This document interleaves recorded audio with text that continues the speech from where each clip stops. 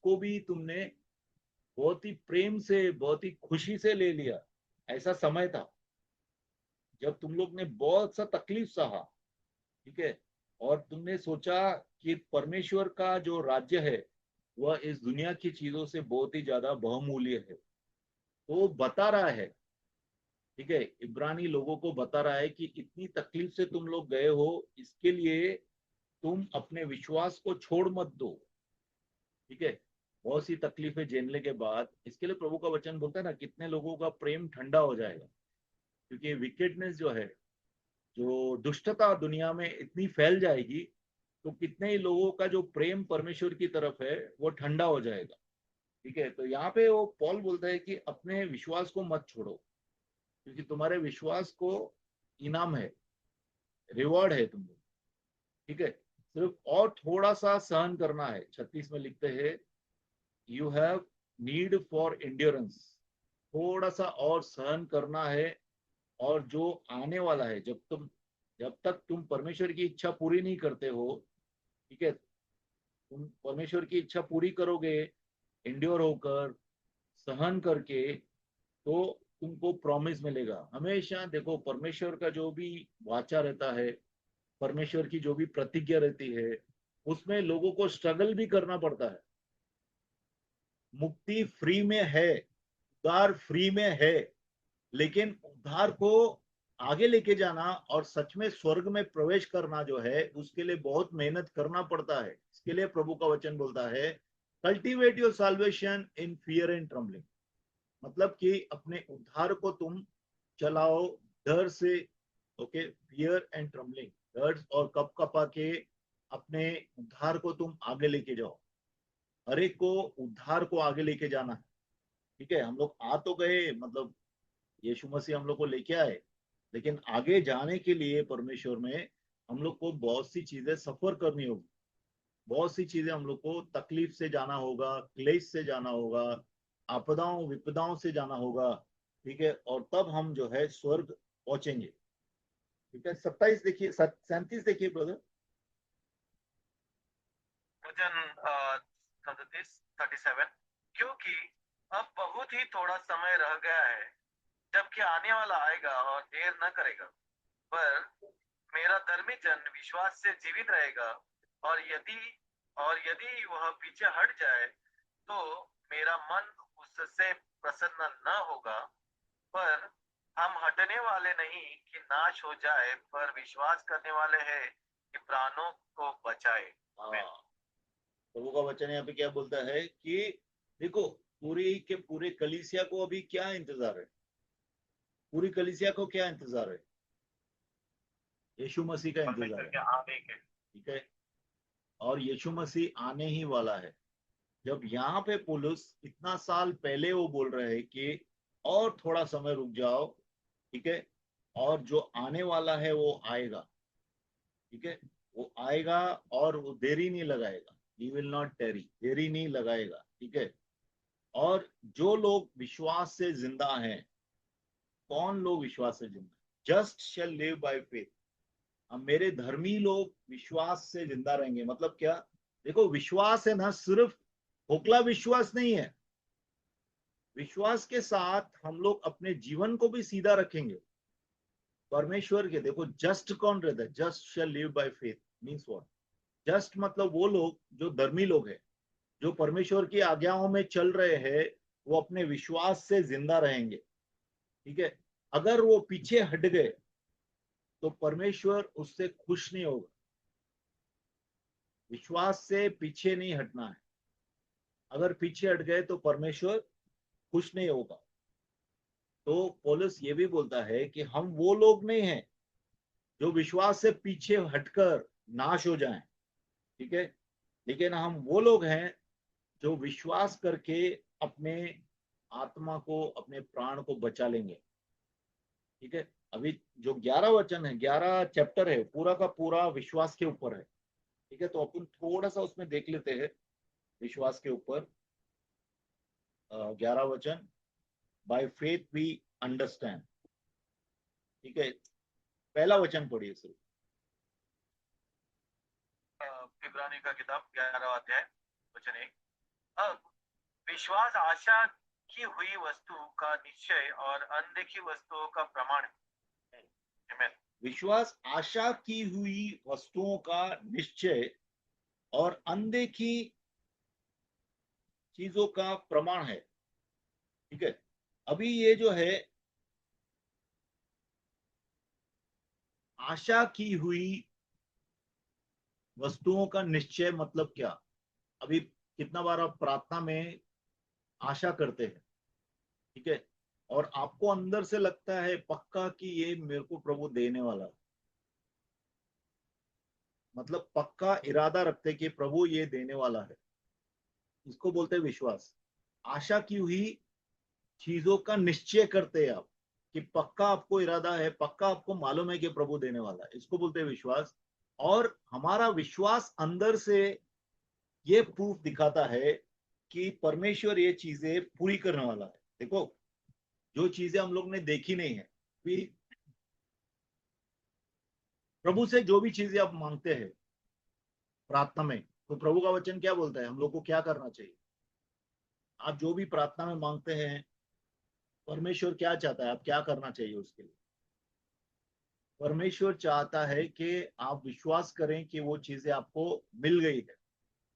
बराबर, जो भी प्रार्थना में आप मांगते हैं, आप विश्वास करो कि वो चीजें आपको मिल गई है, तो वो चीजें आपकी होंगी। तो हमारा विश्वास जो है, अंदर से हमारा विश्वास है, कॉन्फिडेंस परमेश्वर के ताकत में, कॉन्फिडेंस परमेश्वर के नेचर में, उसको ही विश्वास बोलते हैं। आपको कॉन्फिडेंस है, बराबर, कितने अच्छे लोग रहते हैं, धर्मी लोग, धार्मिक लोग रहते हैं, तो हम उसके जबान पे विश्वास करते हैं। हम लोग सोचते हैं कि इसने बोला है ना, जरूर करेगा। बराबर, उसी तरह से परमेश्वर ने जो बोला है उस पे हम कॉन्फिडेंस दिखाते हैं, विश्वास करते हैं कि ये प्रभु जरूर करने वाला ही है। तो ये जो अंदर से कॉन्फिडेंस आता है उसको ही विश्वास बोलते हैं। वो क्या है? अनदेखी चीजों का प्रमाण है। हम लोग ने देखा नहीं है वो चीजें होगी, कब होंगी मालूम नहीं है हम लोग को, लेकिन हम विश्वास करते हैं कि वो चीजें होंगी। ठीक है, इसको बोलते हैं विश्वास। और ये विश्वास जो है बहुत से पुराने लोग कर चुके हैं। हम लोग जो है, देखो, हम लोग धरती पे बैठे हैं, बराबर, धरती पे हमारे चारों तरफ जो है एक कलीसिया स्वर्ग में भी है, एक कलीसिया धरती पे भी है। स्वर्ग में कलीसिया है कि नहीं? स्वर्ग में कलीसिया है। कौन सी कलीसिया है? जो ग्रेजुएट हो गए लोग, ग्रेजुएट मीन्स जो प्रभु के पास चले गए हैं, जिन्होंने अपनी रेस को पूरा किया है, जिन्होंने अपनी दौड़ को पूरा किया है, आज वो प्रभु के साथ है। और वो ऐसे लोग हैं जो विश्वास में जिए हैं, पूरी पूरी जिंदगी भर वो लोग विश्वास में जिए हैं। और ऐसे जो एल्डर्स, हमारे एल्डर है ना, मूसा हमारा एल्डर है कि नहीं? पौलुस हमारा एल्डर है कि नहीं? हमसे बड़ा है ना उम्र में? नहीं, हमसे बड़ा ही होगा ना, है ना? हमारे आने वाली जनरेशन में हम लोग बड़े हो जाएंगे, उम्र की बात करो अर्थ के हिसाब से। तो ये जो एल्डर्स हैं, ये जो कोड लोग हैं, जो विश्वासी लोग परमेश्वर में सोए हैं, उन्होंने एक अच्छा टेस्टिमनी परमेश्वर के सामने कायम किया। आपका परमेश्वर के सामने अच्छा गवाही रखना चाहते हैं तो आप विश्वास में चले, तो आपका गवाही अच्छा होगा। ठीक है, अभी आप देखेंगे हम लोग जब भी कैसा एक एक चीज वो बोलता है पौलुस। तीसरा वचन देखेंगे।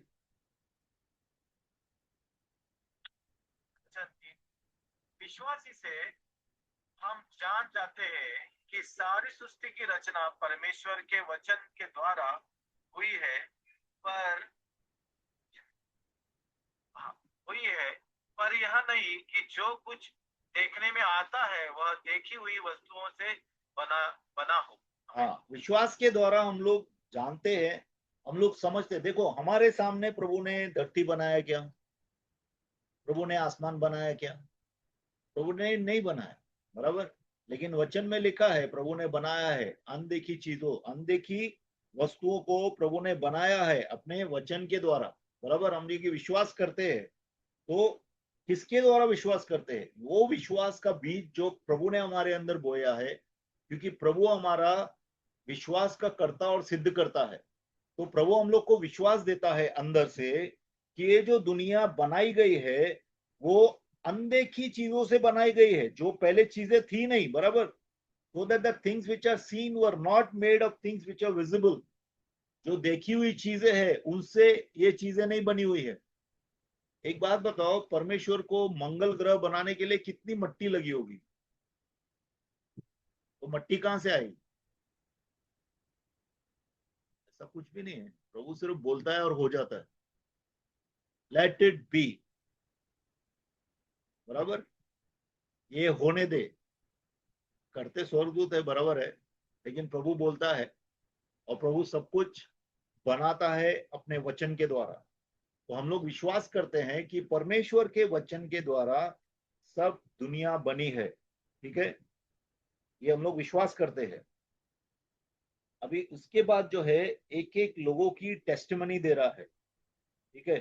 चालू होता है तो उत्पत्ति के लोगों को ही लिया है, ज्यादातर उत्पत्ति के लोगों को बाद में आ गया। ऐसा मतलब हम लोग देखो बाइबल पढ़ते हैं तो ये कैरेक्टर्स जो हैं वन बाय वन, एक के बाद एक हमारे पास आते हैं, हमारे मतलब रीडिंग में आते हैं। जैसा चौथा वर्ष पढ़ेंगे, चौथा का क्या है? वचन 4, विश्वासी से हाबिल ने कैन से उत्तम बलिदान परमेश्वर के लिए चढ़ाया और उसी के द्वारा उसने धर्मी होने की गवाही भी दी गई, क्योंकि परमेश्वर ने उसकी बेटों के विषय में गवाही दी और उसी के द्वारा वह मरने पर भी अब तक बातें करता है। आमीन। हाबिल ने क्या दिया था? हाबिल ने जो दिया था उसने जानवर को दिया था, बराबर, जानवर का बलि दिया था प्रभु के सामने। क्योंकि हाबिल और कैन में क्या फर्क है? देखो, हाबिल ने जाना कि वो पापी है और पाप का क्षमा के लिए किसी को खून बहाना चाहिए। इसके लिए वो क्या करता है, अपने भेड़ को परमेश्वर के सामने चढ़ाता है कि मेरे पापों की ये भेड़ है, इसका मैं खून बहाता हूँ, जो मेरा वो खून बहना चाहिए इसका खून मैं बहाता हूँ आपको, ठीक है, मेरे पापों की क्षमा के लिए। लेकिन केन क्या करता है? केन अपने अनाज का चीज लेके आता है। ये अनाज कभी पैदा हो गया? पाप की मजदूरी है कि नहीं? खेत नहीं थे, बराबर, खेत कभी से चालू हो गए? जब आदम और हवा ने पाप किया उसके बाद खेती करना चालू हो गया और खेती से वो कुछ प्रोड्यूस लेके आया, खेती से कुछ सामान लेके आया, कुछ फसल लेके आया प्रभु को देने के लिए। तो प्रभु ने उसको स्वीकार नहीं किया क्योंकि वह पश्चाताप नहीं कर रहा था, वह अपने शारीरिक कामों को परमेश्वर के सामने दे रहा था, ठीक है। इसके लिए प्रभु ने हाबेल का जो है, हाबेल का सैक्रिफाइस को कबूल किया। तभी कैसा कबूल किया रहेगा? हो सकता है हाबेल ने जो जानवर को दिया होगा, बलि दिया होगा, उसके ऊपर परमेश्वर की अग्नि गिरी होगी, मे भी ऐसा ही स्वीकार किया होगा, नहीं तो कैसा होगा, बराबर। तो प्रभु उसके सैक्रिफाइस को, उसके बलि को स्वीकार करता है, ठीक है।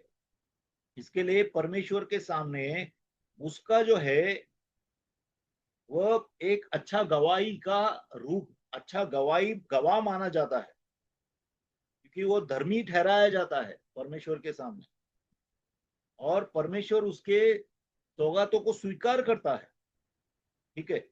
और वो मरने के बाद भी जो है बात करता है, मरने के बाद भी उसके, अब देखो मरने के बाद कैसा बात करते लोग, आप बताएंगे? हाबेल मर गया, बराबर, लेकिन हाबेल जो है निर्दोष था, हाबेल ने पाप नहीं किया। कैन ने उसको जबरदस्ती मार डाला, तो उसका लहू जो है वो धरती पी गई और धरती से जो है लहू पुकारने लगा कि प्रभु मेरा क्या पाप था, तूने तो मुझे स्वीकार किया, तूने मेरे गिफ्ट को स्वीकार किया, तो मुझे क्यों मारा गया, ठीक है ना। क्योंकि देखो, हाबेल जो है वह एक धर्मी आदमी था, उसके जीवन को शॉर्टकट किसने कर दिया? केन ने कर दिया, वो और जिंदा रहता था। इसके लिए हाबेल जो है उसका लहू धरती से पुकार रहा है, प्रभु मेरा क्या कसूर है, मैंने क्या गलत गुनाह किया, ठीक है ना। इसके लिए प्रभु बोलता भी है, देखो प्रभु कैन को बोलता है तेरे भाई का लहू पुकार के बोल रहा है, ठीक है, जमीन से तेरे भाई का लहू पुकार रहा है। इसके लिए यहाँ पे लिखा है कि दो ही बीइंग डेड, ठीक है, वो मर गया, हाबेल मर गया, लेकिन उसका लहू जमीन से पुकार रहा था परमेश्वर को, क्योंकि उसका टेस्टिमनी अच्छा था, उसका निर्दोष लहू बहाया गया था, ठीक है। अभी फिफ्थ देखेंगे। वचन 5, विश्वासी से हनोक उठा लिया गया कि मृत्यु को न देखे, और उसका पता नहीं मिला क्योंकि परमेश्वर ने उसे उठा लिया था, और उसके आ जाने से पहले उसकी यह गवाही दी गई थी कि उसने परमेश्वर को प्रसन्न किया है। आमीन। ये पूरा 11 चैप्टर बहुत ही सुंदर है एक्चुअली। अनोक करके एक आदमी था, ठीक है। अनोक जो है शुरुआत में ही है आया है। वो अनोक जो है आई थिंक 320 ईयर्स की 350 साल वो परमेश्वर के साथ चला, हर रोज चला। परमेश्वर उसकी संगति को बहुत अच्छा लगता था। कितने ही लोगों की संगति जो है परमेश्वर को अच्छी लगती है। तो हम ऐसे लोग हैं क्या कि हमारी संगति परमेश्वर को अच्छी लगती है? हम लोग जांचे। हनोक की संगति परमेश्वर को अच्छी लगी, क्योंकि हनोक जो है परमेश्वर पे विश्वास करता था पूरी तरह से, ठीक है, और उसकी गवाही परमेश्वर को खुश करती थी। हमारी गवाही परमेश्वर को खुश करती है? परमेश्वर हमारी गवाही से खुश है क्या? हनोक जो है उसको परमेश्वर ने अचानक अपने साथ ले लिया। देखो, धरती पे लिमिटेशन है। धरती पे क्या होता है, संगति करने का एक सीमा है, लेकिन आसमान में सीमा नहीं है, स्वर्ग में सीमा नहीं है। इसके लिए प्रभु ने क्या किया, हनोक को शरीर के साथ लेके गया स्वर्ग में, कि ये मेरा दोस्त है, हनोक मेरा दोस्त है, और मेरा दोस्त मेरे घर पे ही रहने के लिए। समझ रहे आप? तो ऐसा हम लोग का टेस्टिमनी होना चाहिए कि परमेश्वर हमारी संगति से खुश हो। ऐसे दोस्त लोग होंगे आपके, जिनके साथ रहना आपको बहुत अच्छा लगता है। कोई आपको, आप अर्रे तुरे से भी बात करेंगे तो आपका दोस्त समझता है वो, और आपको उसकी संगति अच्छी लगती है। कुछ ऐसे दोस्त हैं जिससे आप रिजर्व बात करते हैं, ज्यादा संगति नहीं कर सकते। तो परमेश्वर जो है हनोक से अच्छा संगति कर सकता था, क्योंकि हनोक का दिल पूरी तरह से परमेश्वर की तरफ समर्पित था, और उसका ये अच्छा टेस्टिमनी था, ठीक है। और ये विश्वास के द्वारा है। देखो, हर एक चीजें विश्वास के द्वारा है। हनोक भी विश्वास के द्वारा परमेश्वर के साथ एक अच्छा संगति में चलता था, और परमेश्वर को सुन के धर्म धर्म के अनुसार, मतलब परमेश्वर की आज्ञाओं के अनुसार चलता था। ओके, छठा क्या है? ये सिद्धांत है। वचन 6, हाँ। और विश्वास बिना उसे प्रसन्न करना अनहोना है, क्योंकि परमेश्वर के पास आने वाले को विश्वास करना चाहिए कि वह है, और अपने खोजने वालों को प्रतिफल देता है। आमीन। बहुत ही सिंपल बात है। कितने लोग, देखो, कितने लोग को विश्वास ही नहीं करते कि यीशु मसीह है। कितने लोग विश्वास ही नहीं करते कि यहोवा है। कितने लोग विश्वास ही नहीं करते कि पवित्र आत्मा है, कि ये वचन जो लिखा हुआ है परमेश्वर का वचन है, ठीक है। विश्वास नहीं करते लोग। लेकिन जो विश्वास नहीं करते हैं वो परमेश्वर को खुश नहीं कर सकते हैं। बिना विश्वास के परमेश्वर खुश नहीं होता है। इसके लिए यीशु मसीह ने बहुत सी जगह पे चिन्ह चमत्कार नहीं किए। क्यों नहीं किए? क्योंकि परमेश्वर पे विश्वास ही नहीं था उनको। आप विश्वास नहीं करेंगे तो परमेश्वर भी हमारे जीवन में काम नहीं कर पाएगा, ठीक है। क्योंकि विश्वास के बिना परमेश्वर को खुश करना अनहोना है, मतलब इम्पॉसिबल है। ये इम्पॉसिबल बात है, जिसको परमेश्वर भी पॉसिबल नहीं कर सकता है। क्योंकि परमेश्वर चाहता है आप में बेसिक फेथ होना चाहिए। कौन सा बेसिक बेसिक फेथ क्या है? बुनियादी फेथ क्या है कि प्रभु है एक तो, ठीक है, एक तो प्रभु है, और जो उसकी खोज करता है, ठीक है, उसको प्रभु इनाम देता है।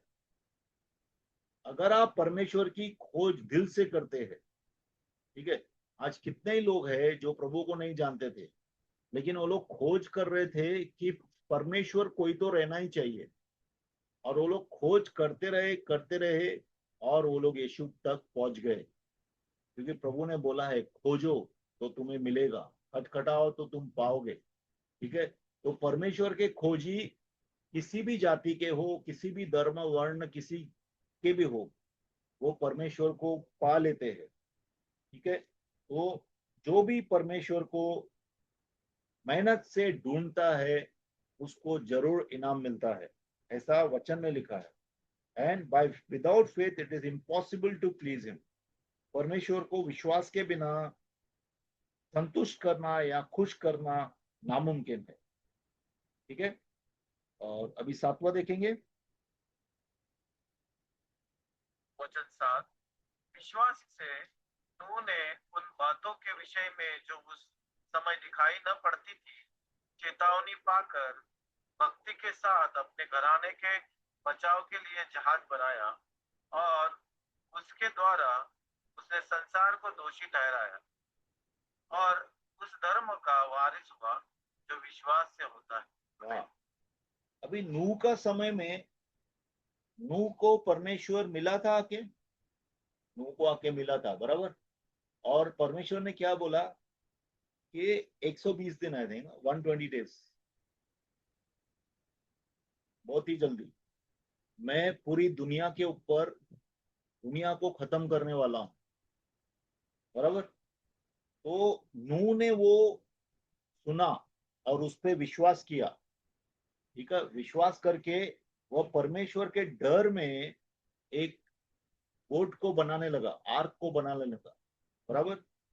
अभी अगर नूह बोलता था अरे क्या प्रभु ये सब कुछ होने वाला नहीं है, तू बंडलबाजी कर रहा है, तू झूठ बोल रहा है, ऐसा होने वाला ही नहीं, बराबर, तो आर्क बनता था क्या? 8 लोग बचाए जाते थे क्या? नहीं बचाए जाते थे। और जब वो बना रहा था बोट को, बड़ा बोट है, बहुत बड़ा जहाज के जैसा बोट बना रहा था जब, तो सब लोग ठट्ठा कर रहे थे उसको, क्योंकि वो क्या बोल रहा था कि बहुत बारिश गिरने वाला है, पानी बहुत आने वाला है, सब लोग डूब जाएंगे। तो लोग बोलते हैं अरे इधर तो सूरज का रोशनी है, क्या पानी पानी कर रहा है, पूरा पसीना आ रहा है हम लोग को, बराबर, तो क्या पानी पानी कर रहे हैं, कुछ पानी आने वाला नहीं है। तो सब जो है अविश्वासी थे, विश्वास नहीं कर रहे थे, लेकिन उनके बीच में सिर्फ नूह जो था वो धार्मिक था, उसने प्रभु को विश्वास किया, और विश्वास करके जो है बोट बनाने लगा, विश्वास करके वो होड़ी या जो भी है जहाज वो बनाने लगा। और इतना ही नहीं, उसने उस समय के लोगों को जो है क्या किया, तुच्छ बना नकार दिया, वो लोग को उसको कंडेम कर दिया, बोला तुम लोग जा रहे हो, देखो हम लोग बोलते हैं ना, जा भाड़ में, बोलते हैं सब लोग, तू जा भाड़ में। नूह ने भी वही बोला, तू जा भाड़ में, क्योंकि बाद में बाढ़ आया ही ना, और वाकई में ऐसा ही हुआ ना। हाँ, तो बोला तू विश्वास नहीं करता है ना, प्रभु बारिश देने वाला है, तू विश्वास नहीं करता है, नहीं करता, ठीक है, तुम जा भाड़ में। और सच में भाड़ में गए, पूरा का पूरा दुनिया भाड़ में गया, पूरा का पूरा दुनिया जो है पानी में डूब गया, एक एक जन, एक एक जंतु, एक एक पक्षी, एक एक जानवर, सब डूब गए पानी के अंदर, लेकिन सिर्फ 8 जन बच गए, ठीक है ना। 8 जन जो नूह के साथ थे, ये 6 जन है, 6 जन है, नहीं 8 है, 8 जन। हाँ 8 जन बच गए, बराबर, उसके 3 बेटे, 3 बहुएं और वो खुद और उसकी पत्नी, 8 जन बच गए, क्योंकि वो लोग विश्वास किया कि प्रभु जो है सच में पूरी दुनिया को नाश करने वाला है। और उस समय जो है पूरी दुनिया में कौन लोग थे मालूम है आपको? नेफिलम। नेफिलम मतलब ऐसे लोग थे नूह के समय में, जो जो कि स्वर्गदूत, स्वर्गदूत नहीं, इनफैक्ट दुष्ट दुष्ट आत्माएं, जो शैतान की जो आत्माएं थी, उन्होंने स्वर्ग से मतलब दूसरे स्वर्ग से नीचे देखा तो बोला कि बहुत सी सुंदर सुंदर बेटियां पैदा हुई है इंसानों को। तो उसके द्वारा वो लोग ने बच्चे पैदा किए जो कि जाइंट्स कहलाए। और कितने ही जो है मिथोलॉजी में, ग्रीक ग्रीक मिथोलॉजी में, हिंदू मिथोलॉजी में बहुत से ऐसे धार्मिक में जो भी बड़े बड़े जो अधिपति है वो नेफिलम है एक्चुअली। बड़े बड़े अधिपति जो हैं वो इन दुष्ट आत्माओं के द्वारा पैदा हुए। ठीक है, इसके लिए परमेश्वर इन सबको मारना चाहता था, क्योंकि पूरा का पूरा जो इंसान है वो दूषित हो गया था। इंसान में जो है दुष्ट आत्माओं का पूरा असर आ गया था। ज्यादा से ज्यादा मेजोरिटी नेफिलम थे। पॉसिबली हर एक नेफिलम, नेफिलम उसको बोलते हैं जो दुष्ट आत्मा और इंसान के द्वारा जो बच्चे पैदा होते हैं उसको नेफिलम बोलते हैं। ठीक है, तो ऐसे लोग बड़े हुए थे पूरे वर्ल्ड में। इसके लिए परमेश्वर उनका नाश करना चाहता था। ठीक है, और वो लोग बिल्कुल विश्वास नहीं करते थे, वो लोग उसको, नूह को विश्वास नहीं करते थे। लेकिन नूह ने क्या किया, नूह ने उसके साइड नहीं हो गया, नूह ने परमेश्वर पे विश्वास किया और उस समय की जो दुनिया थी उसको नकार दिया, उसको कंडेम कर दिया। हालेलुया। ठीक है, तो अपन यहाँ पे रखते हैं, यहाँ पे हम लोग रुकते हैं। थोड़ा अच्छी तरह से अब्राम से लेके अपन नेक्स्ट टाइम फिर करते हैं। ठीक है, नेक्स्ट टाइम अपन अब्राम का पढ़ेंगे और देखेंगे कैसा अब्राम विश्वास में चला है। हालेलुया। तो is it okay? Yes pastor. एक मिनट जरा।